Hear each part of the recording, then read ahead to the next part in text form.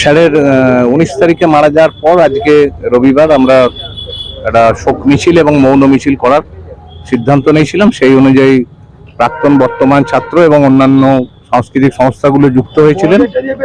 তার ফলে আজকের এই মৌন মিছিলটি এবং শোক জ্ঞাপনটি সার্থক হলো। মানে এটা এখনো পর্যন্ত আমরা বিশ্বাস করতে পারছি না, স্যার না থেকেও আমাদের মধ্যে আছেন, আমাদের এটাই উপলব্ধি। স্যার যেভাবে যে মানুষগুলোকে তৈরি করে গেছেন, আগামী দিনের যে ফুলগুলোকে ফোটানোর জন্য চেষ্টা করে গেছেন, তারা রয়েছে, তারা বর্ধমানের এই সাংস্কৃতিক আন্দোলন, নাট্য আন্দোলনকে এগিয়ে নিয়ে যাবে, আমরা এটাই বিশ্বাস করি।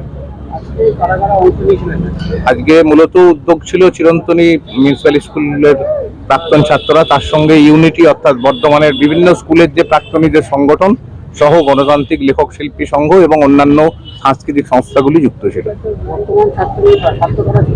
বর্তমান ছাত্ররা ছিল। আজকে মিছিলে প্রায় 200-র মতো লোক হয়েছিল আমাদের। নিশ্চিতভাবেই আমরা অন্যরকম ভাবনা চিন্তা করছি যে আগামী দিনে স্যারের স্মরণে আমরা কিছু করতে পারি। আমার নাম সজল রাজা, সম্পাদক। আমার গ্যারেন্টি, খেয়ে দেখুন রাজনন্দিনী প্রিমিয়াম মিনিকেট রাইস, বাংলার নিজের চাল। রাজনন্দিনী মিনিকেট রাইস।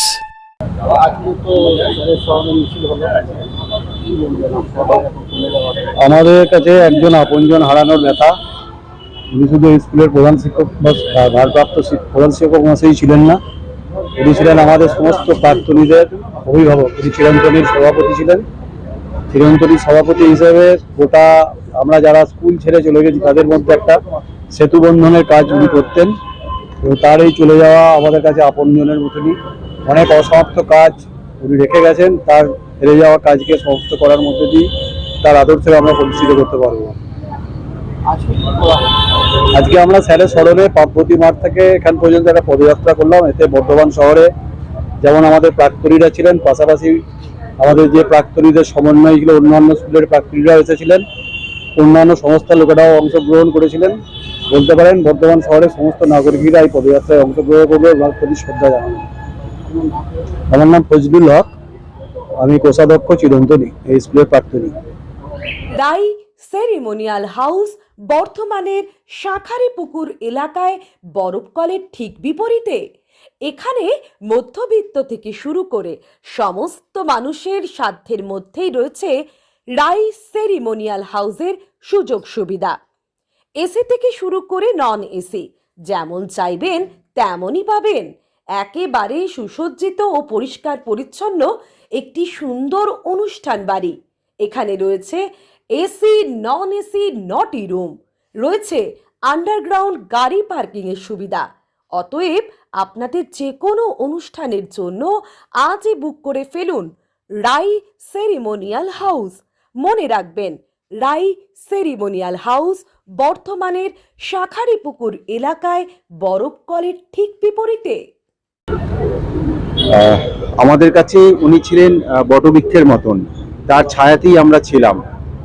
স্কুলে বলুন, চিরন্তনীতে বলুন, ওনার যে একটা এত বড় হৃদয় ছিল, উনি সবাইকে আপন করে নিতে পেরেছিলেন। আমাদের সমস্ত সংস্কৃতি জগতের মানুষ, ওনার বর্তমান যারা ছাত্র, তাদের, আমরা যারা প্রাক্তনী, সকলের সাথে এত একটা মেল মহব্বত ছিল যে সেটা বলে বোঝানো যায় না। মানে ওনার মৃত্যু আমাদের কাছে অপূরণীয় এক ক্ষতি। ওনার বাবা আমরা যখন স্কুলে পড়তাম তখন উনি শিক্ষক ছিলেন, তখনও উনি মারা গেছিলেন। আজকে অনাবদ স্যারের এই একই ভাবেই তার মৃত্যু হলো। আমরা এই মৃত্যুকে মেনে নিতে পারছি না। আমরা অত্যন্ত আহত যে এইভাবে উনি আমাদের ছেড়ে চলে গেলেন। তার আত্মার চির শান্তি কামনা করি। আমাদের বর্তমান যে মিউনিসিপ্যাল হাই স্কুলের প্রাক্তনীদের যে সংগঠন চিরন্তনীর পক্ষ থেকে। মেহবুব হাসান, চিরন্তনী সহ সম্পাদক। আরুদা, মাছের চালটা একটু পাঠিয়ে দিও। আচ্ছা।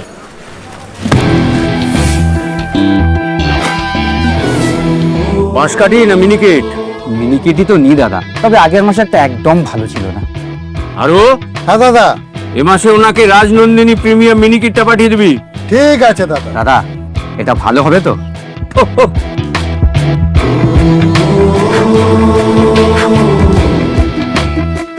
আমার গ্যারেন্টি, খেয়ে দেখুন। সবাই বলে সঠিক চাল সঠিক ভাত, আমি বলি ভালো চাল ভালো ভাত। রাজনন্দিনী প্রিমিয়াম মিনিকিট রাইস, বাংলার নিজের চাল। রাজনন্দিনী মিনিকিট রাইস, বাংলার নিজের চাল। আমাদের ছেড়ে চলে গেছেন গত 19শে আগস্ট। আমরা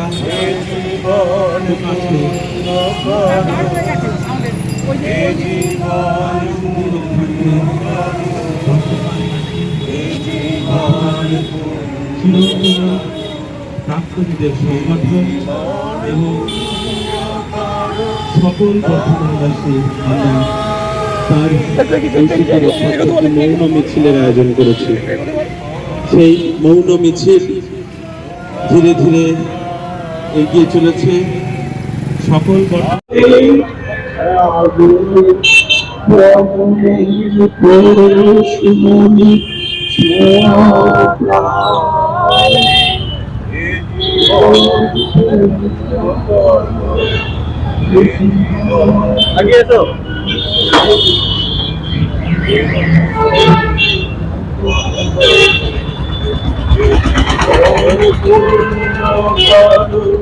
Oh